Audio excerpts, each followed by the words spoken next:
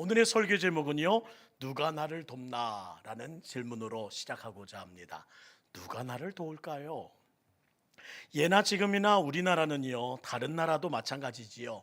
약한 나라일수록 어려움을 당하면 강대국을 찾게 되어 있습니다. 또한 이는 군사력뿐만 아니라 경제 분야도 마찬가지지요. 우리가 살아오는 과정 가운데 매일마다 반복되는 것은 도움이 필요하다는 겁니다. 많은 도움이 필요하고 도움을 받으며 또 도움을 주면서 살아왔습니다. 더불어 사는 사회라는 것이 바로 이런 거겠지요. 하나님께서도 서로 돕고 살라고 돕는 배필을 주셨습니다. 그래서 이런 상황에 머리도 감겨주고 얼굴도 닦아주고 이런 관계들을 갖게 되고요. 또 가족 간에도 서로 도움을 주면서 함께하라 말씀하셨습니다. 교회도 공동체도 마찬가지입니다. 서로가 도와야 하고 기도하면서 어우러져 사는 것이 신앙생활임을 우리는 압니다. 도움 없이는 살아갈 수 없는 존재, 그게 바로 인간입니다. 오늘 본문 내용도 마찬가지예요. 30장에 한 번 더 언급하고 오늘 읽은 31장에 거듭 반복하는 것이 무엇이냐? 애굽 의지하지 말고 하나님 의지하라는 말씀입니다. 이사야는 거듭 말씀하세요. 의지하지 마. 도움 요청하려고 하지 마. 하나님만 바라봐. 왜 이렇게 반복하실까요? 도무지 말을 듣지 않기 때문입니다. 하나님께서 아무리 말씀하셔도 이스라엘 백성들은 통 들으려고 하지 않습니다. 왜 말을 듣지 않을까요? 단 한마디입니다. 하나님 무시하고 있습니다. 입으로는 하나님 경외한다 하지만 마음은 이미 멀리 떠났습니다. 이스라엘은 매사에 내가 옳다 생각합니다. 그 생각 버리지 않고 교만한 자의 어리석은 길로 끊임없이 반복하고 있더라는 겁니다. 따라합시다. 너 빼고 다 알아. 시작. 너 빼고 다 알아.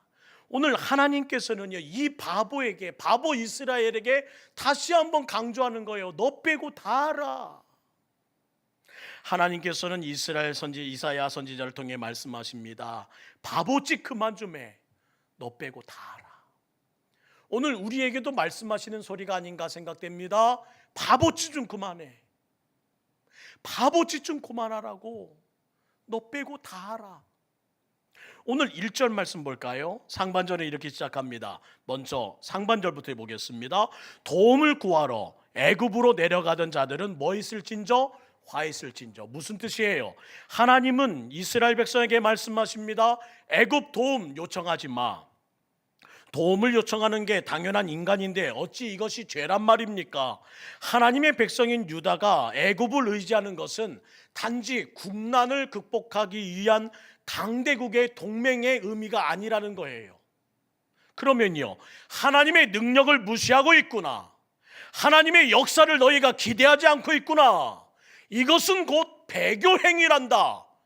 주님께서는 그들의 배교행위에 대하여 명확하게 말씀하십니다. 이어지는 말씀 볼까요? 함께 읽습니다. 그들은 말을 의지하며 병거의 많음과 마병의 심히 강함을 의지하고 이스라엘의 거룩하신 이를 앙모하지 아니하며 여호와를 구하지 아니하나니.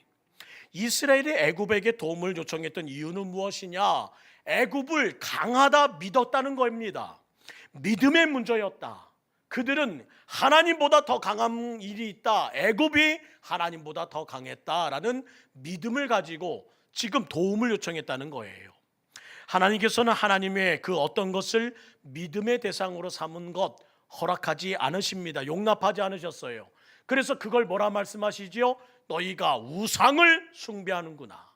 하나님 외에 용납하며 하나님 외에 믿음의 대상으로 삼는 모든 것을 하나님은 우상이라 말씀하십니다. 이스라엘이 애굽으로 내려갔다는 말은 무엇인가요? 하나님보다 애굽을 더 강하게 믿었다는 뜻입니다. 또한 하나님의 도움보다 애굽의 도움이 더 강력하다고 생각했다는 거예요. 어려움이 있을 때 하나님에게 도움을 구하지 않는 것은 성도의 바람직한 자세가 아님에도 불구하고 유다는 결정적인 순간일 때마다 하나님 바라보지 않고 하나님 의지하지 않고 하나님께 간구하지 않고 어떻게 했다? 철석같이 믿었다. 무엇을? 애굽의 도움을. 그러면 살 수 있을지 몰라. 그러면 이 위기를 모면할지 몰라. 그래서 이사야 30장 7절에는 주님이 명확하게 말씀하셨음에도 불구하고 31장에 이렇게 행하고 있더라는 거예요. 7절 말씀 한결 볼까요? 7절 시작. 애굽의 도움은 헛되고 무익하니라. 그러므로 내가 애굽을 가만히 앉은 라합이라 일컬었느니라. 애굽의 도움 헛되고 무익하다. 분명히 말씀하셨어요. 왜요? 그들은 가만히 앉아있는 라합과 같구나. 가만히 앉은 라합, 여기서 라합이란 단어는요, 여호수아에서 기록됐던 기생의 이름이 아닙니다.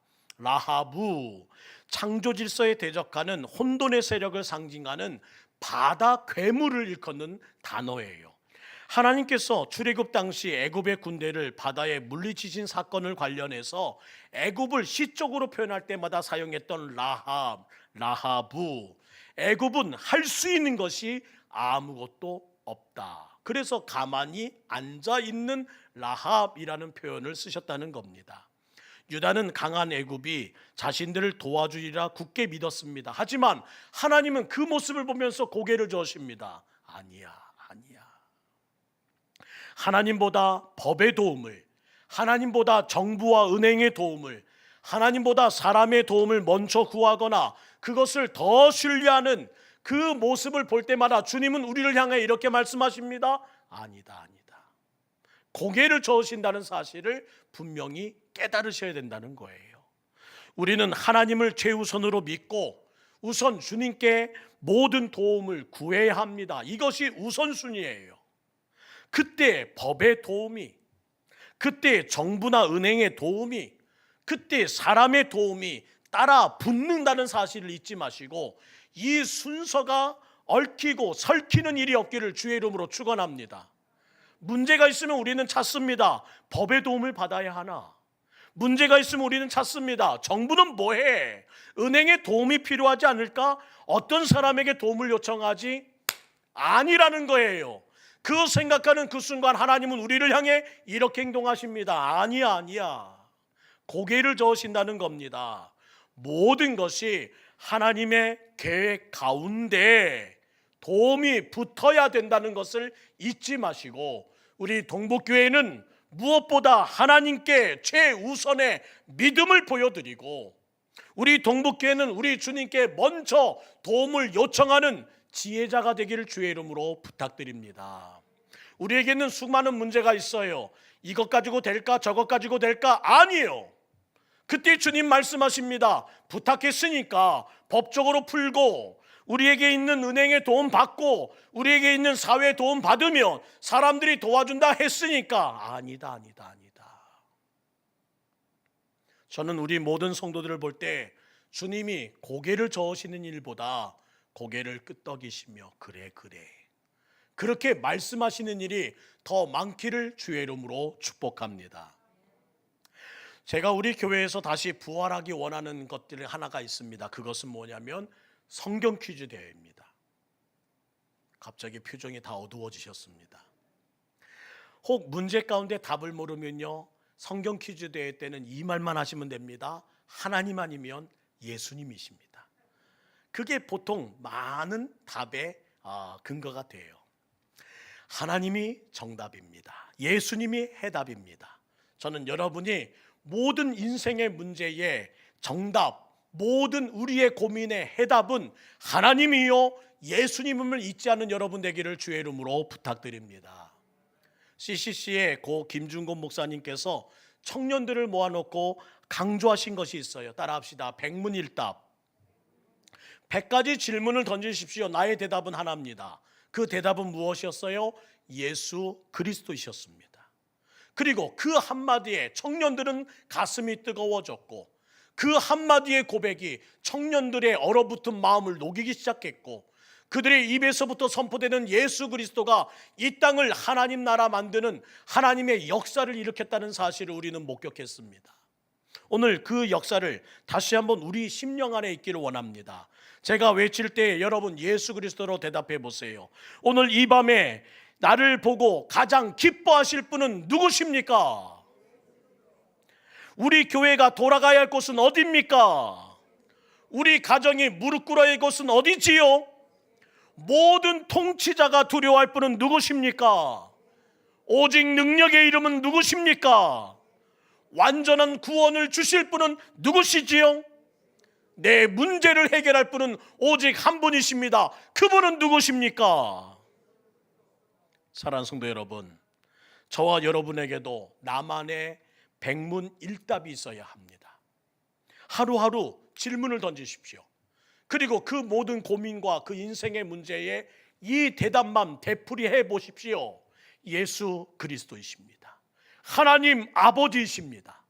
그러면 그 모든 인생의 문제들이 그 믿음과 믿음의 고백으로 풀리게 될 줄 믿습니다. 우리에게는 병상에 누워있는 교우들이 있습니다. 오늘도 그 이름을 부르며 우리는 기도할 겁니다. 다시 한번 묻지요. 죽을 병에서 구원하실 분이 누구십니까? 불안에서 건져주실 분은 누구십니까?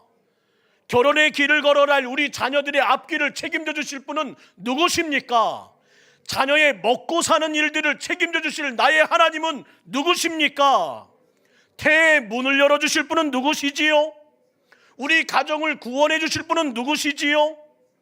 까다로운 상관의 마음을 변화시켜 주실 분은 누구십니까? 그 이름을 잊지 않는 여러분 되기를 주의 이름으로 축원합니다. 혹 목사님 눈 아파서 설교 준비 안 해서 계속 저러나 보다. 그거 아니에요. 정말로 잊지 말아야 될 고백, 정말로 내 마음에서 어떠한 질문이 있던 간에 내가 고백해야 될 그 믿음의 확신, 그것이 바로 하나님 아버지요 예수 그리스도이심을 믿고 의지하는 여러분 되기를 주의 이름으로 축복합니다. 이 질문과 함께 그 현장에서 제일 먼저 깨졌던 저였기에 부탁드리는 겁니다.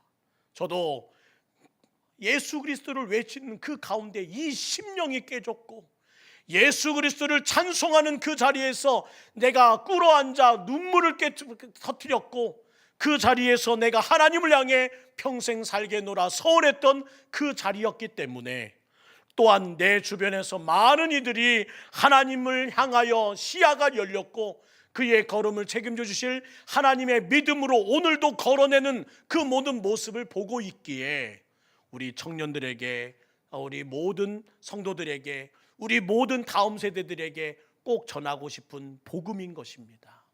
사랑하는 성도 여러분, 예수 그리스도 그 이름을 잊어버리지 않는 우리 교회 되기를 소망합니다. 예수 그리스도의 이름이 선포된 우리의 가정이 되길 주의 이름으로 축원합니다.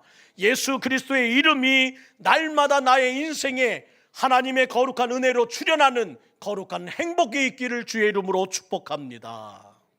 그때 살겠다고 애굽으로 내려가는 바보짓은 더 이상 하지 않을 거라는 거예요. 9절밖에 안 되는 31장의 핵심 구절을 보십시오. 3절입니다. 자세히 봐봐. 자세히 봐라. 3절 말씀 핵심 구절입니다. 함께 읽지요. 시작. 애굽은 사람이요 신이 아니며 그들의 말들은 육체요 영이 아니라 여호와께서 그의 손을 펴시면 돕는 자도 넘어지며 도움을 받는 자도 엎드려져서 다 함께 멸망하리라. 애굽은 신이 아니다. 애굽은 영이 아니야. 무슨 말인가요? 너희에겐 영적 체험이 있니?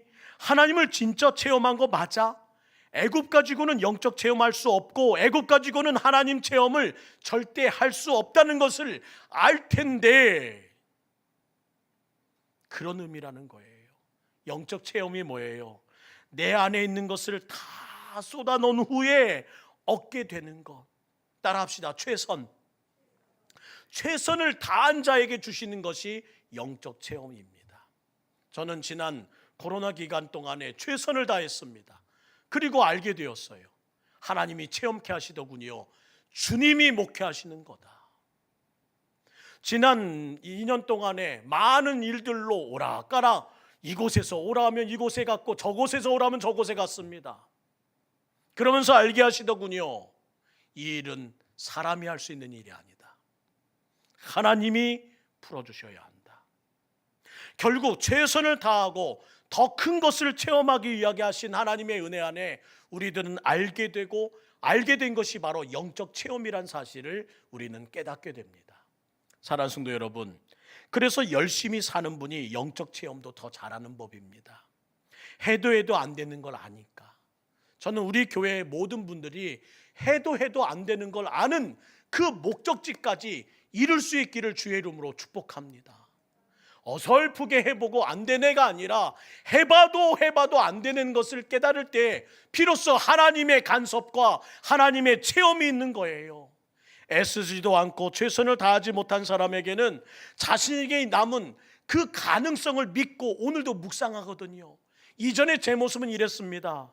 윤명아, 난 널 믿는다.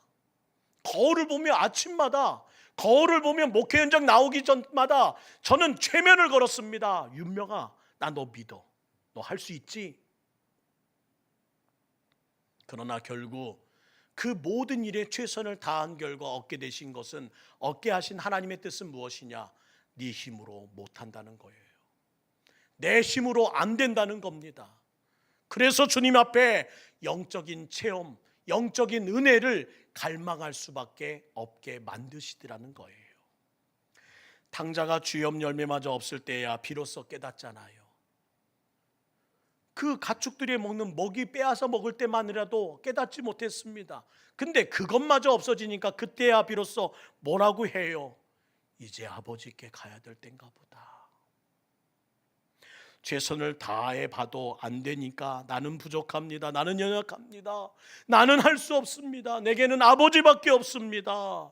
그때 하나님을 향하여, 아버지를 향하여 두 손 들며 나아오는 탕자의 모습을 우리는 왜 기억하지 못하고 있습니까? 오병이어 현장으로 가보세요. 장정만 5천 명입니다. 하나님은 일부러 물으시잖아요. 먹을 것을 주어라. 제자들은 대답합니다. 저희에게는 200데나리온이 없습니다. 혹 그 돈이 있다 한들 어디서 그 많은 빵을 가져올 수 있습니까? 주여, 제가 최선을 다해도 불가능한 일입니다. 제자들은 그 모든 일들에 최선을 다했건만 할 수 없음을 인정합니다. 그러자 어떻게 돼요? 그것보다, 자신의 최선보다 더 큰 것이 있다. 하나님의 기적이 있고 하나님의 은혜가 있다는 사실을 그때 비로소 알게 되잖아요. 사랑하는 성도 여러분, 올 한 해 우리는 열심히 최선을 다해 살았습니다. 그렇다면 그 결과 우리는 알아야 합니다. 주여, 나를 살릴 분은 주님밖에 없습니다. 이 문제를 해결해 주실 분은 주님밖에 없습니다. 내게 주신 이 영적 체험을 분명히 붙들고 앞으로 남은 생에 주님만 의지하여 나가겠습니다. 이것을 정신 차리지 못하고 제대로 영적 질서를 잡지 못하면 어떻게 된대요?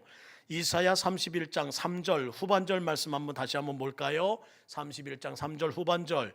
여호와께서 그의 손을 펴시면 돕는 자도 넘어지며 도움을 받는 자도 엎드려져서 다 함께 엎어지고 엎드려지고 다 함께 멸망한다. 이스라엘이 너무 어리석지 않습니까? 그들이 그동안 하나님의 체험과 영적 체험을 전혀 받지 않은 민족이었다면 어느 정도 이해할 수 있습니다. 하지만 이스라엘은 하나님의 도움으로 살아온 민족 아닙니까? 하나님의 체험과 영적 체험과 늘 함께하지 않았습니까? 하나님의 힘으로 바로를 굴복시켰고 홍해를 가르셨고 광야를 통과케 하신 하나님이시였는데 그 에베네셀 하나님을 잊어버리면 어찌한단 말입니까? 더 구체적인 내용이 이어져요. 4절과 5절 말씀입니다. 4절 5절 함께 읽지요. 시작. 여호와께서 이같이 내게 이르시되 큰 사자나 젊은 사자가 자기의 먹이를 움키고 으리렁거릴 때에 그것을 치려고 여러 목자를 불러왔다 할지라도 그것이 그들의 소리로 말미암아 놀라지 아니할 것이요 그들의 떠듦으로 말미암아 굴복하지 아니할 것이라. 이와 같이 나 만군의 여호와가 강림하여 시온산과 그 언덕에서 싸울 것이라. 새가 날개치며 그 새끼를 보호함같이 나 만군의 여호와가 예루살렘을 보호할 것이라. 그것을 호위하며 건지며 뛰어넘어 구원하리라 하셨느니라. 너희가 나를 의지하면 이전의 영적 체험이 다시 회복된다. 그 영적 체험이 뭐예요? 기억하지. 첫째, 사자 체험을 경험했어. 둘째, 독수리 체험이 있었어. 기억하니? 한번 기억해 보세요. 사자는 맹수 중에 왕입니다. 천적이 없는 존재, 더 강한 존재가 없습니다. 주위를 쭉 둘러봐도 나보다 센 놈이 없어요. 아우, 무슨 뜻입니까? 선택에 부족함이 있었니? 먹고 싶은 대로 다 먹었어. 가리지 않고 살았어. 마음대로 선택했잖아. 이것이 사자 경험이었습니다. 하나님이 사자시니 내게 두려움도 조건도 여론에 밀려 본능에 이끌린 결정도 없었고 모두 다 하나님께서 해주신 대로 따라갔더니 여기까지 순적하게 이끌림 받은 우리의 삶 아니던가요? 그 결과가 단 한마디로 표현하자면 이겁니다. 자유로웠다. 여러분의 삶이 얼마나 자유로웠습니까? 하나님의 자녀됨은 자유로움입니다. 사자 체험은 자녀됨의 체험이에요. 누구도 내 자녀는 못 건드려. 이것이 바로 하나님께서 우리를 향해서 하시는 선전포고시거든요. 악한 영과 병마가 얼씬할 때마다 하시며 주님 말씀하십니다. 누구도 내 자녀 못 건드린다. 하나님의 자녀됨의 특징이 뭘까요? 죽인다, 살린다 말에 안 흔들리고 유혹에 안 흔들립니다. 따라합시다. 절대. 하나님의 자녀는 절대 안 흔들립니다. 하나님이 지켜주시는데 하나님이 선전포고하시면서 모든 영들에게 누가 내 자녀를 건드려 하시는 그 모든 엄오한 말씀이 있는데 누가 건드려요? 사랑하는 성도 여러분, 하나님은 누구보다 날 사랑하시며 절대 그 누구의 손에도 맡기지 않으심을 잊지 말고 하나님 안에서 흔들리지 않은 당당함으로 살아가는 사자 체험이 있기를 주의 이름으로 축복합니다. 누가 날 건드려? 따라합시다. 누가 날 건드려? 옆에 사람에게 말해주세요. 누가 날 건드려? 이게 사자 체험이에요. 이어지는 말씀은 독수리 체험입니다. 신명기 32장 11절 12절 말씀 보면 예전에 우리가 묵상했던 말씀이 기억납니다. 마치 독수리가 자기의 보금자리를 어지럽게 하며 자기의 새끼 위에 너풀거리며 그의 날개를 펴서 새끼를 받으며 그의 날개 위에 그것을 엎는 것 같이 여호와께서 홀로 그를 인도하셨고 그와 함께한 다른 신이 없었도다. 어미독수리가 새끼를 낳습니다. 보금자리를 만들어 주었어요. 우리가 하나님을 체험할 때 어미독수리의 체험을 한다는 겁니다. 먹여주시고 돌봐주시고 지켜주시고 성장케 하시고 자라나게 하시고 고이 품어주시고 참 좋으신 하나님, 은혜로운 하나님의 모든 삶 가운데 우리의 삶은 자유롭기만 합니다. 근데 어느 날 어미독수리가 보금자리를 어지럽게 하기 시작합니다. 그러더니 장성한 새끼를 보금자리 밖으로 조금씩 엉덩이로 미시는 거예요. 이런 생각 듭니다. 우리 엄니가 좀 이상해졌어. 왜 이래? 새끼는 모르지만 우리는 그 이유를 알지요. 엄마는 새끼를 닭으로 키우려는 것이 아닙니다. 창공을 높이 나는 독수리의 모습을 보고 싶은 것이 새끼를 향한 어미의 모습입니다. 그러기에 필요한 것이 뭐예요? 강한 날개가 필요하다는 겁니다. 처음부터 날 수 있었을까요? 아니요. 그러자 그 모든 날개를 훈련시키기 위하여 보금자리 밖으로 슬슬 민다는 겁니다. 그때마다 비명을 지르며 떨어집니다. 아! 새끼 독수리는 다시 옆에 올라가고 또 떨어지지요. 아! 어미의 발음은 오직 하나입니다. 죽어라 날갯짓 하는 거. 아들아, 딸아, 지금 이 시간은 죽어라 날갯짓 해야 하는 시간이야. 그래야 날개에 근육이 생기거든. 저 높은 창공을 나르기 위해서는 너에게 지금 날개 근육이 필요하기에 내가 너에게 하는 이 훈련에 너는 죽도록 날갯짓 해야 하는 거야. 어미의 소원은 하나입니다. 어미 독수리가 하늘을 유유히 창공을 나를 때에 그 곁에서 새끼가 비행하는 모습을 조용히 보며 미소를 짓는 것. 이것이 어미의 안에 숨겨진 뜻이라는 거예요. 우리는 어떻습니까? 날갯짓을 통해 신앙의 근육을 만들길 원하시는데 이스라엘 백성들처럼 하나님의 뜻을 무시하고 날갯짓하지 않고는 좀 더 쉬운 길로 그냥 이 나라에게 기웃기웃, 저 나라에게 기웃기웃, 이것이 도움이 될까, 저것이 도움이 될까, 날갯짓을 해야 될 때에 날개는 다 접고 그냥 숨쉬기만 하고 있는 경우가 얼마나 많냐는 겁니다. 그러다 보니 독수리가 아니라 겨우 저만치 날아 떨어지는 닭신새로 살아가는 새들이 얼마나 많냐는 거예요. 하나님의 속이 터지겠어요, 안 터지겠어요? 날갯짓 해야 되는 이때에 날갯짓 안 하고 그냥 조용히 숨만 벌떡벌떡 뜨고 있으면 그 어미의 마음을 가진 우리 하나님이 속상하시겠어요, 안 속상하시겠어요? 속상하시겠지요. 우리 옆에 사람에게 이렇게 말씀해 주세요. 뭐 이런 놈의 새끼가 다 있어.